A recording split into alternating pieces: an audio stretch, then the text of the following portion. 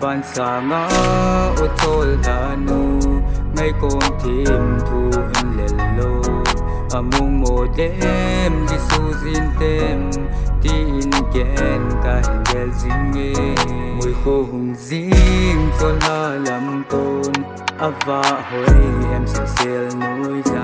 za lai hui khi ahum nungin lung helin hang tin zong angui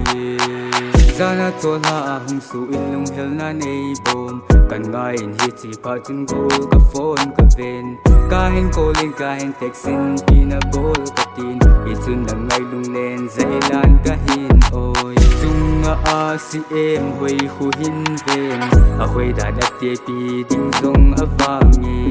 i bang chun gul ken ka hin i dan min la mu thai le chun ki dang san na te nang zing boa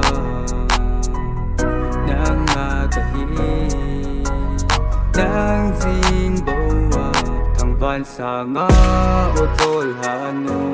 ngay con thêm thu lal hi te amung modem di su zin ten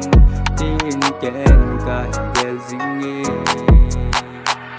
zing ni no em hoi a hung so in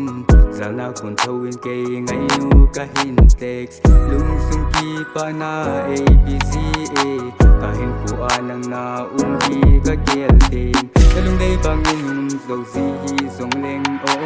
na lung hai lo na thei chung tam zong le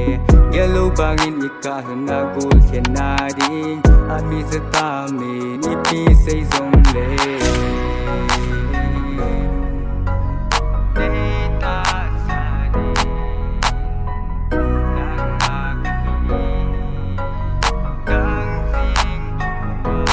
van sa nga o tol hanu ngay con thêm thu lal hi te among modem di su zin ten tin ken ka gel zinge